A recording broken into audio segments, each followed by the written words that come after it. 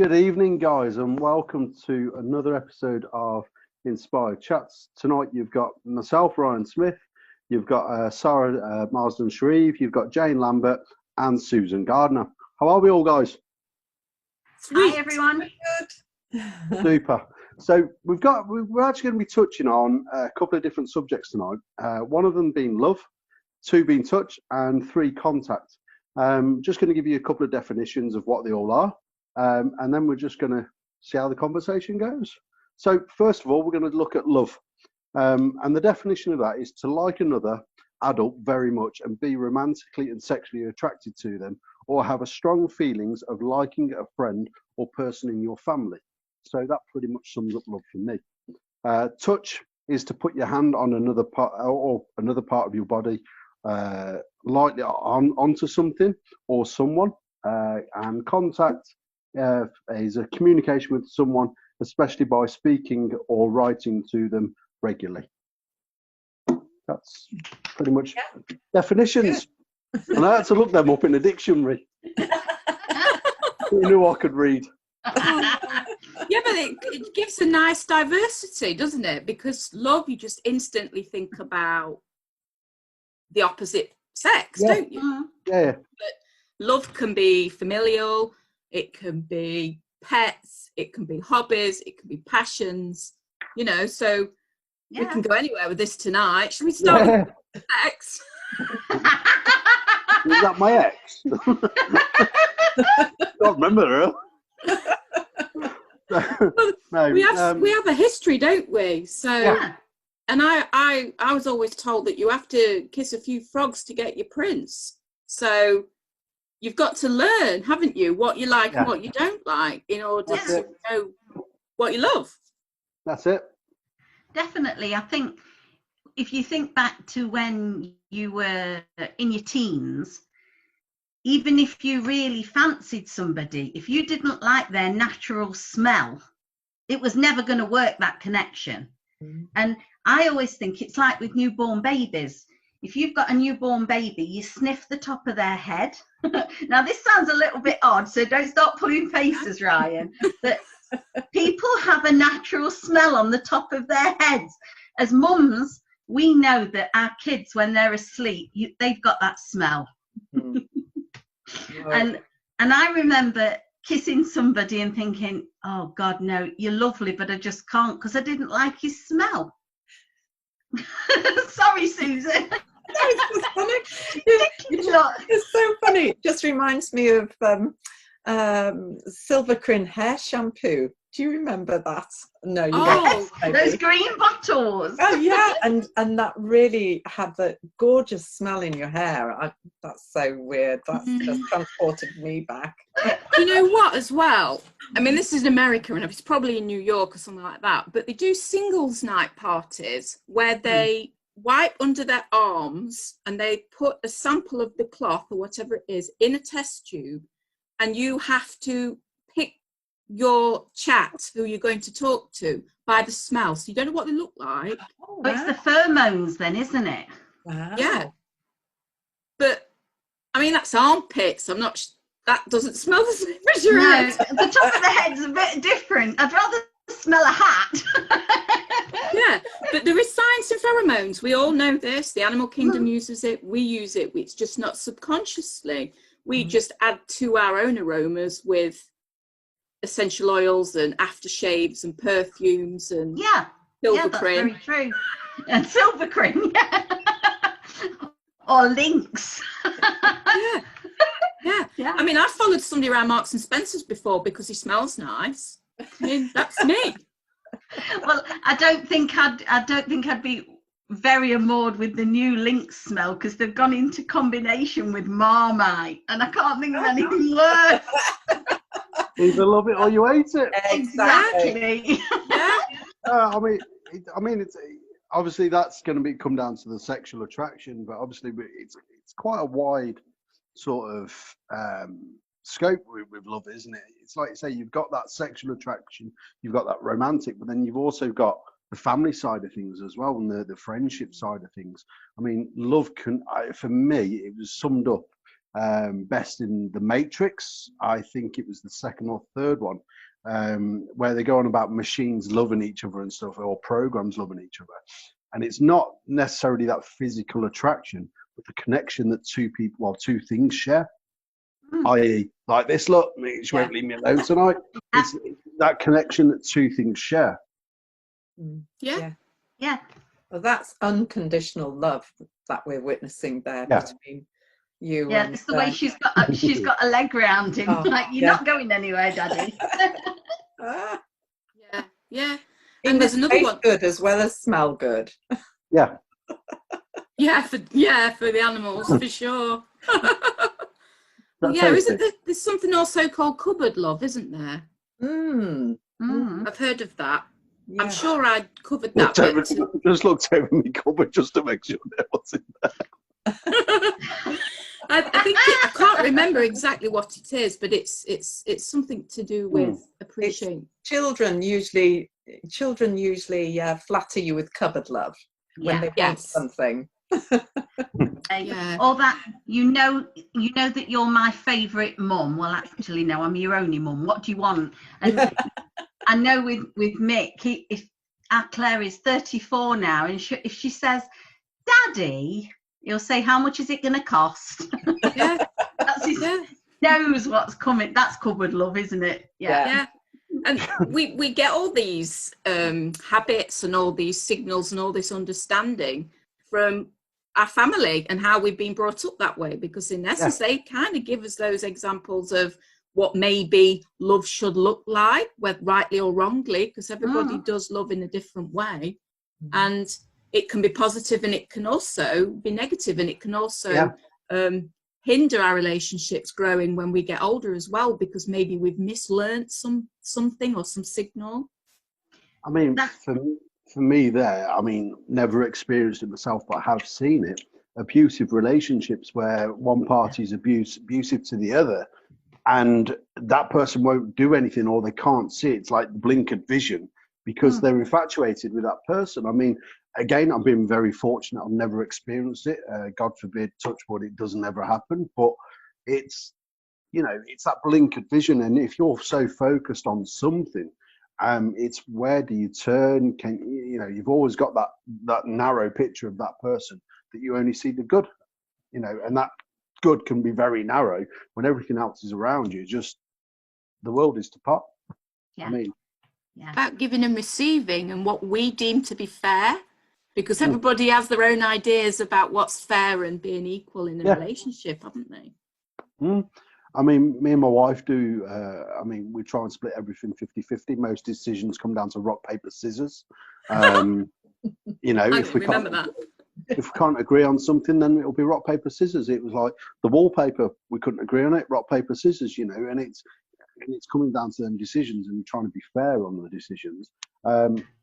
I think that's quite unfair of you. She should choose it, you put it up. It's like I say, I wear the trousers and she says, yeah, but I pick them out. Yeah. But on top of that, I wear the belt, so. Oh yeah, to keep your trousers up, that's important. Yeah, so you see, love can be for different things, and some people find it quite easy and some people don't. Well, even around, we're all animal lovers, but some people, when I've said that I love my dogs, you can't, because it's only a dog. And they're the people who, when a dog dies, can't understand why you get upset. I got a dog. I didn't say I love her. Yeah, but she loves you. I think she knows I do, really. They know. The horse as well. Yeah, they pick up. They do. Of course they do. Yeah. Very sensitive. Sorry, carry on. I was just about to say that again coming down. I mean, and this one touches on all of them: the touch, the contact, the love. When you get the dogs, the welfare dogs that go into the hospitals and stuff, and they sit by the cancer patients, they sit by just because that's what they do. They radiate that love, and it's that touch, it's that that communication. Although they're not talking, that they're there. And again, it comes down to animals again. Yeah. Well, isn't it a scientific fact that stroking a dog or a pet does relieve tension and stress? Yeah. Lowers your blood pressure. Yeah. It lowers your blood pressure. Yeah. Owning a Springer Spaniel don't lower your blood pressure. No. Definitely not. Well, I think my beagle doesn't, but my Labrador does. I think animals in, you know, when we all got locked down, I think if you were fortunate to have an animal, I think you'd be in better stead, really. Yeah. Because some people have been on their own and they've been separated, they haven't been with loved ones, and they've not had a hug. So, you know, when they said that you could bubble up with your nana or grandparents, I've just thought that was a wonderful day, because there's people on their own that can now finally have a cuddle. Well, it's that touch, isn't it? You know, we are as a species, we are there to. We're very, very much. I won't say touchy, feely, but we're very communal as animals and stuff. We need that contact. We need that touch. For us to develop it as human beings. For us, you know, and I mean, for me, it shows you through life who the children that have been like single children to people like myself that have been brought up with 5, 6. I love being around people, you know, but where I know I've got friends that have been the only child that are quite happy in their own company. Yes. You know, and it follows through. I think. Definitely, and actually, if you go even further back, when babies are first born, if they're not given any touch immediately, that can have long-reaching and lasting effects on how they evolve and develop. And I don't know whether you remember the time in the 80s where there were sadly reports coming out of I think it was Romania with Ceausescu. That was it, yes. And these babies had been chained to their beds and just left. It was just shocking. Well, it was people like us looking after warehouses of because that's what they were. They weren't an orphanage, of sort of 300 children at a time. And with the best will in the world, you can't give 300 children a cuddle. You can't give 300 children some touch. So you're right, Susan, they rocked, because then if they could sit up and they rocked, the back of the cot touched their backs, and that might be the only touch they had. It was total deprivation. When you talked about their mental development, it caused a lack of something of a hormone called vasopressin in the brain, and that, like Ryan said, it causes us to have that social development, to recognize each other when you see each other across the street, that kind of thing. And that's all missing from those children even now. So 30 years later, you know, the Americans, as much as I love my American uncle, the Americans thought they could fix these children. They took them back and had them adopted, but you can't replace that vasopressin. It's missing forever then. I mean, it's scary because them children are, you know, at the same age as I am, do you know, and that's just horrifying to feel that just gives me the heebies. It's a terrible thing to have happened. When they first went in and they found them, the Americans and the British, some people talked about back in the 1950s, there was a guy called Harry Harlow, and he did an experiment. There's a very old black and white film that I've seen with 3 sets of monkeys, and it was a mother and a baby monkey in the first set of cages. In the second set, it was a mother with a cloth covered wire baby, so they'd taken her real baby away. And in the third ones, they'd got the wire baby with no cloth on. So as you can imagine, the ones with the wire baby, they went to snuggle them and then realized they weren't getting any comfort from the wire, so they tended to stay away. The others went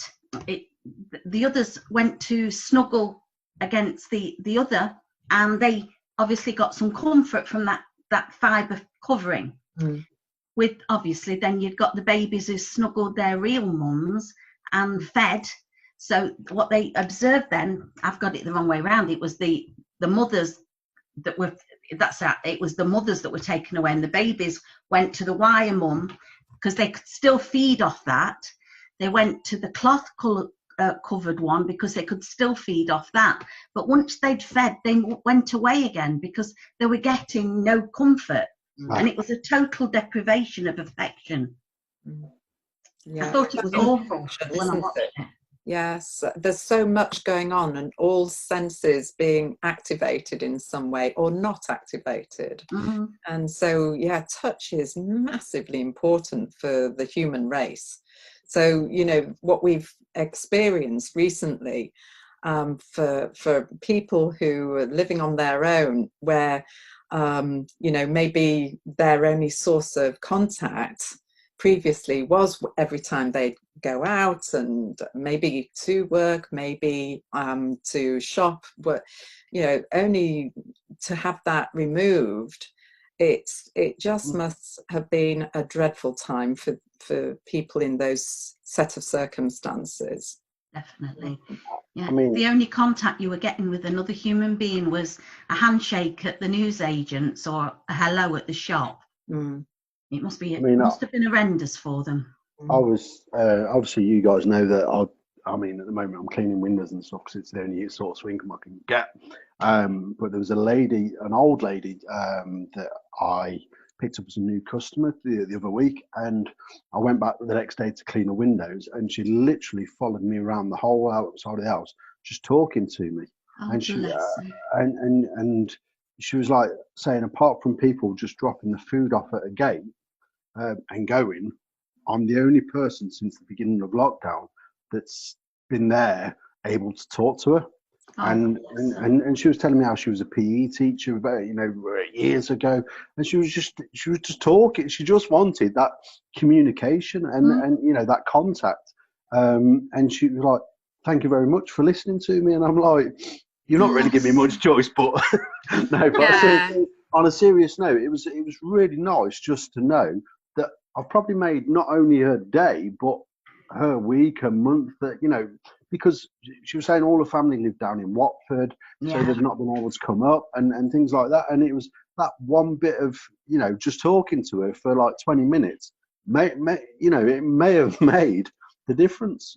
And to me, that's, well, it's window cleaning. I've had loads of people like that, and it just brings I mean, you guys know, you know, I'm quite bubbling, and it was just really nice to know that I've made a difference. And it was, but I mean, on a flip side to all of this, I mean, there's cases that, I mean, you took one, it's getting the cases where stuff like love, touch and contact aren't really the best things. I mean, how can I'm trying to, I mean, weren't there something that you was thinking of beforehand, Susan? I mean, before you come on, you mentioned ADHD and things like that. And yes, that there are certain conditions that that people were struggling with before lockdown came along. From the point of view of you know, washing hands repeatedly, for example, is something that a lot of us are aware of, that is an affliction for certain people. And to have got to a stage where they are at peace with not having to wash their hands as often, to then be told by the media, etc., that you need to be washing your hands again at all times, it's devastating in how it's impacted on different groups of people who were struggling with you know, contact issues and hygiene issues. So I know I work with quite a number of clients who have autism in the family, and they are absolutely devastated with the ramifications of these last 2 to 3 months. It's seriously impacted on the progress that their kids or siblings or, you know, the members of the family had been making, only for, you know, years. It's taken them years to get them to a better place, for this in one fell swoop to have totally changed it. So, you know, my heart just goes out to these people. And definitely. we're gonna, but you know, it's like, Ryan, it's the same as what you have done on an individual level. All of us, we don't have to be professionally trained to bring about some normality for people, and just to be able to talk and listen. That's the thing, isn't it? Even if we can't touch, but just to acknowledge is going to be so to be important. seen, isn't it? It's the empathy for another human being, that there's a need. It doesn't have to be any specific need, but for her it's a need of company, just somebody to listen. And you know, they always say, don't they, we've got two ears and one mouth for a reason. We should say half what we hear. I mean, one of my favourite films is a film called Patch Adams, Robin Williams, and he plays a doctor in it. It's based on a true story of a doctor in America, and basically he went out of his way to go and help as a student even before he got his doctorate. He went out of his way to help people, whether that's dressing up as a clown, putting a red nose on, going onto the wards and things like that. And then he created a house, and basically he got everybody to come into that house who was unwell, who had mental health problems, different cancer patients, and everything. And basically the board of the university said, "What are you doing? You can't do this. You're not a doctor." And he went, "Well, what's a doctor? Isn't it trying to, you know, help people feel better? Whether somebody else can bring something to the table to help that other person, surely that's better than somebody not having that emotional attachment." And I mean, I'll recommend anybody go and watch this film. It'll bring a tear to your eye. And it's Robin Williams. I mean, any film with him is fantastic. So, but yeah, it's one of the best films ever. So, wow. And he was probably acting from a place of really getting definitely understanding, you know, from because of his own personal situation. Yeah, I mean, the truth behind a smile. That's something that really touches home to me. You can put a smile on, but what's really going on behind that smile? Well, you don't know what somebody's thinking. You don't know what they're going through. Smile back. You know, if somebody's smiling, smile back, because that might make the difference for them, for me. And that it's another form of communication, isn't it? That contact. It's just smiling. That's what bothers me about us having to wear the masks, because so much of that is going to go missing. You know, they're saying that Derbyshire, I think it's in the top 30. Right, well, it's top 3. Top 3. You've got Leicestershire and then somewhere else close by. And it bothers me because I can see that that's going to be back again, right? There's so many people not wearing them when you're out. And I only wore one for a few minutes on Monday night when I was doing a recording. And it's so hot on your face. I mean, I feel for the nurses, the doctors that have done it day in, day out. And like we say, this, showing that empathy, showing that contact, the communication that they normally do to patients, they're not been able to do. And that's got to make the patient's life a lot harder. And it's also got to make the doctor's life, that bit hard, because it's, especially, I mean, for me, somebody that's like deaf, and they read lips, they're not going to be able to do it, and it comes down to that communication thing again, and it's a tough one, but yeah, where do we go?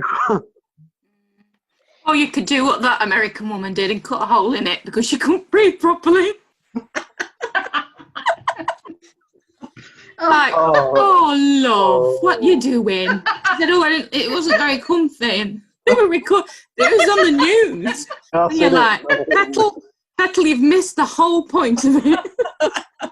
A for effort. A for effort. It's like saying hands are hot in rubber gloves and cutting the fingers off. Fingers off, yeah. Yeah. But yeah, I don't want to make it funny because it isn't something that's funny. No, it's but not. It's just about perspective as well, isn't it? Because It is, love for a man and love for women are very different. I don't know what a bromance is. Could somebody please tell me? Jane? What's a bromance? I mean, I suppose I'm escaping on this one. It's just knowing that you can rely. I mean, the best thing I can come to is my cousin Chris, my best man at my wedding. At 15, I got him into all the pubs in Tamworth and got him absolutely, it's just been there for him. And I know if I need to talk to someone or he needs to talk to someone, you're there. And sometimes it's just you don't necessarily need to pick up the phone, but it's knowing the fact that he's there, that I can, it's yeah. And it's if I wanted to go and do something, he's normally the person that says, "Look, is that really the best idea?" And I'll go and do it anyway. I mean, he can't really talk. When I first moved into my house, I got him to come and decorate one of the doors. About 4 panels on the door was missing. He painted that. Yeah, so he's not like the brightest spark, but it's knowing that I can. Sorry, Sarah. Yeah, no, I was just going to say it's just a really nice word, and I always thought it was a bit of a strange word because the men in my life, they're not very cuddly. They don't. Although my husband's getting, but he does cuddle his mates actually. But a lot of men don't. They're not very. Do you know what I mean? Yeah, I mean we are. I mean, if I won't go in like 10 seconds, but if that's only yours. Because women do, don't they? Yeah. I mean, me and you hug without a second thought. Sorry, we do. And so, I cuddle. I mean, if he followed me to the toilet, I'd think, "What are you doing, you plum?" I don't need you for that, mate. We're all good. That's a different kind of love. Yeah. Now, in that respect, you see, women are different because we always go to the toilet in groups. See, I have to disagree there because my wife would turn around and she'd be like, "What are you doing, you plum?" But when I used to go out clubbing, we'd all go to the loo. I suppose I can actually say probably my wife is probably my biggest bromance. She's more of a bloke than I am. Oh, nice. I'm a bit like that. Yeah. Yeah, she is a bit of a bloke, and people do say she's more man than me. It's not hard, really. You guys know half the stuff. But I like the feminine qualities in men just as much as I'm sure a man likes the masculine qualities in a woman. I had a stage name of Snuggles at one point for a bit of pantomime. Snuggles? Snuggles. Ah. But that's another one for another day. People now, mate, haven't you? Don't bother me. There's pictures of me. There's videos of me. Don't bother me. It's, yeah. No, I just think it's just you just can't beat a hug. Because it actually does physically. It's like a smile. It actually does increase your blood pressure. It does all the happy chemicals in your head. Yeah. So we're not good on our own, are we? Some people choose to go and live in Siberia or be on their own. But that's a small percentage because the majority of us, we need people. Not 99%. Yeah.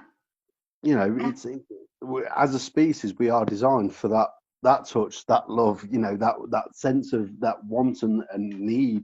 And that, I mean, for me, at the beginning of lockdown, when I come back from France, it was just like, okay, I've been living with 5 people. I've been out on the mountains. I've been regularly seeing different like guests and stuff, and in that communication, and all of a sudden I'm back at home. There's just me, my wife, cat, dog, and horse, and I'm like, what do I do? And then when this come along, and you guys start, these talks, all of a sudden start to give it a bit of sense, bit of purpose, and the way it's grown, for me, it's so much more than just a Thursday night, because I know if we have a little chats every now and again, and then we put the world to right and stuff, and it's it's really good, and it's that contact. It's been marvelous.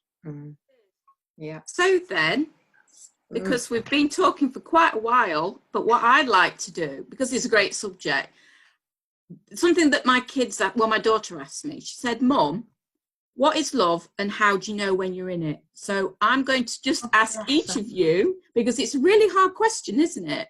How do you know when you're in love and what does it feel like? So if we all go round, that she might get a good idea, or teenagers might know. Yeah. So Ryan, Okay. how did you know you're in love, and how would you explain it to a teenager? Okay, for me, it's the connection of two people. There's definitely different versions of, well, not versions of love, but there's types of love. There's different, but ultimately it comes down to that connection. Do you get that warm, fuzzy feeling inside, in your belly? Does it feel like, hello, who are you?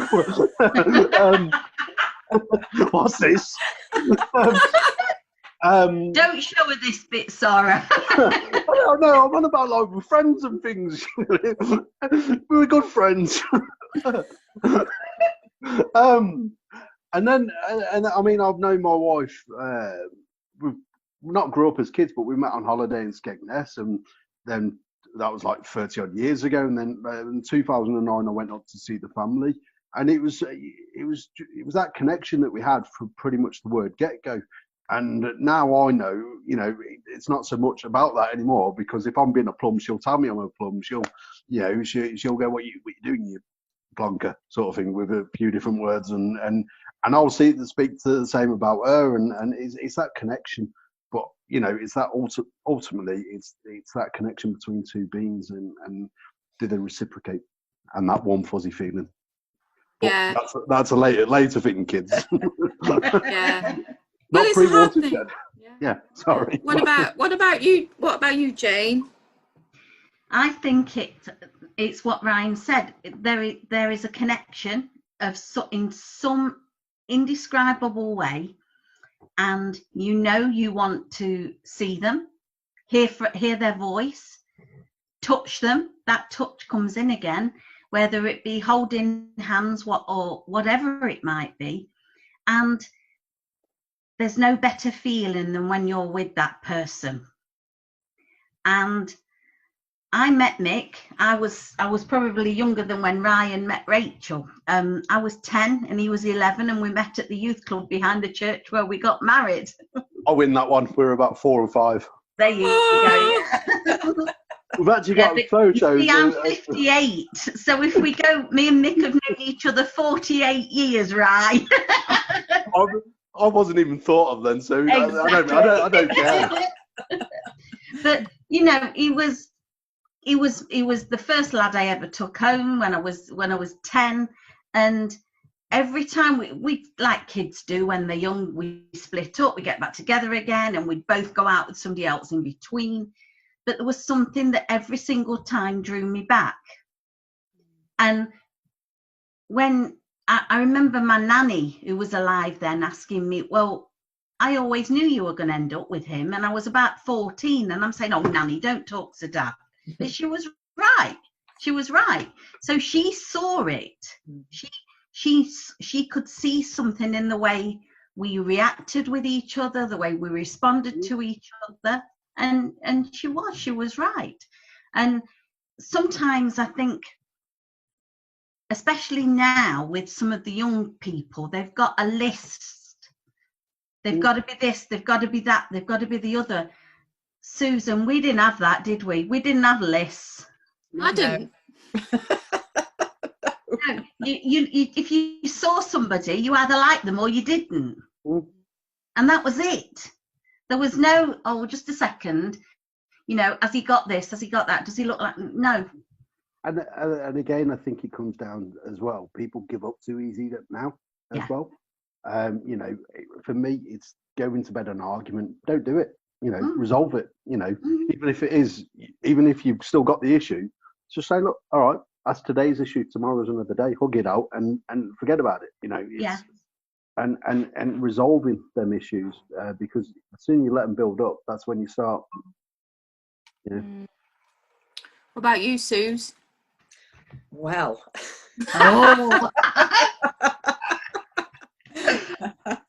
Are you ready for this, folks? Come on, Susie. I've been in love so many times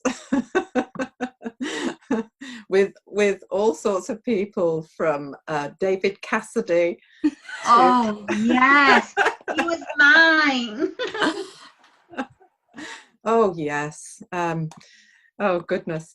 And yeah, I think it's all of the things that we've discussed here, and it's definitely almost something that you can't put a finger on, but you just know that nothing and nobody else matters. You just only want to spend time with that person, and you can't wait to hear from them.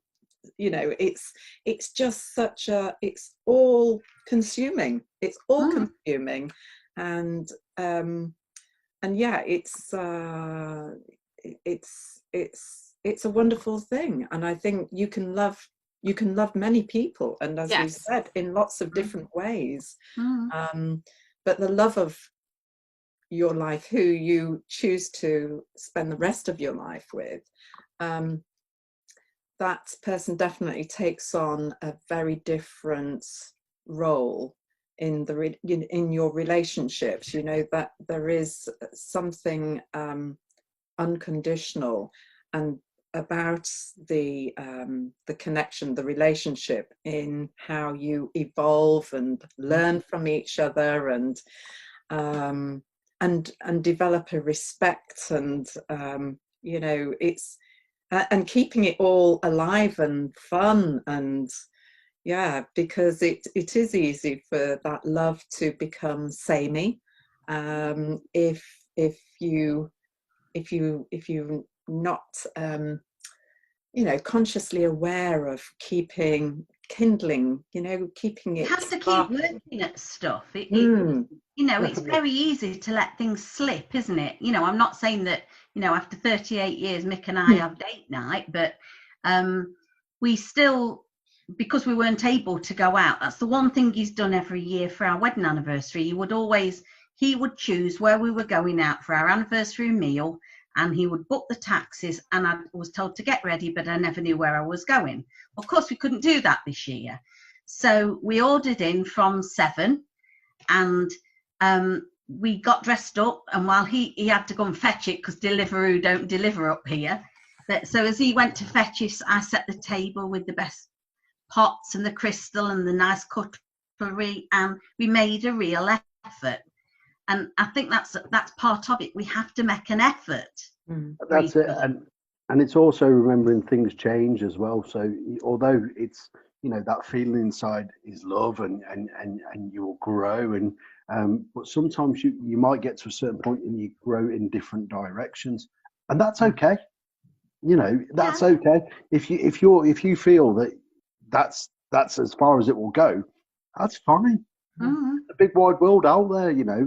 Love is many different things, and you know, I know people that have been married that are no longer married, but they're still friends because they've had that connection for so long. But their love has gone in 2 different directions, and it's knowing when it's gone in different directions, and don't let that become toxic. Because that's even worse, believe me. Yeah. You know, you're better off to say, okay, we love each other, but not like that anymore. Yeah. Well, that's interesting, Ryan. There is a great book, whilst we're just talking about this particular aspect of this subject, and it's called I Love You But by Andrew G. Marshall, and I'm sure Jane's heard of it, and it's one that I recommend regularly. It really is helpful for really understanding the nitty-gritties about relationships, and can be very helpful, really helpful, making decisions around whether to stay or whether to go, and and be okay with that. It's come on, Sarah, we're waiting for you now. Down to you now, Sarah. Down to you. Oh, damn! No. Well, I too have. Yeah, I too have had loves, obsessions with Tom Hardy, which everybody who knows me. Yeah, but that's not gone away. That's still there. Yeah, that is never going to go away. But that's not the same as love. I love my husband, who I've been with, I can't even remember, 18, 19, no, it's 20 odd years, whatever. But it is about learning, because you go through different peaks and troughs. It's learning to adjust and then change your perspective, trying to understand and then stepping back. There's lots of different things. And it's something that I can't explain. My daughter's asked me, and I've hand on heart gone, I can't explain it, I just know it's right. So that's not a great explanation, is it? No, well, it is. You just know. As soon as I saw him, I knew. And I stalked him. And that's you said no. You know. You held your hand on your heart then. You weren't going, Oh, no. That's the difference, isn't it? Because it's coming from here, not... And again, that's something else to remember, growing up, and it's like you've all said, that you get, growing up, you love different things at different points in life, and it's always a different love. I mean, growing up, I remember watching Titanic for the first time, and Kate Winslet, I fell in love with Kate Winslet when she was having a drawing done. I bet you did. And then I went into my skating phase, my rocking phase, which was then it was Avril Lavigne, and it was infatuated with her, which still a small bit there now, but but it's knowing that as growing up through your teens and stuff, you're going to experience it differently, and it's and what is right then, 6 months down the line, it might change. And it's not the end of the world, folks. It really isn't. No. So people, if you're out there and you're single, there is hope. You can find them in the supermarket. You can find them online. Anywhere. They're everywhere. And there are millions of people on this planet. So your percentage and chance of finding the right person, not once, but twice or 3 times, is totally doable. My biggest tip is take a fishing rod out there, because there's plenty of fish in the sea. Yeah, I love that. Right then. I think we've helped a lot tonight, people. I think it's been good. I don't know if I've helped them or us. Yeah. It's been a really good one tonight. I think we did awesome. We did. It's been brilliant. So, guys. And you out there, people, before we go, we just want to say, keep loving. Keep loving. Love and peace, folks. Love and peace. Bye. Bye, folks. Bye.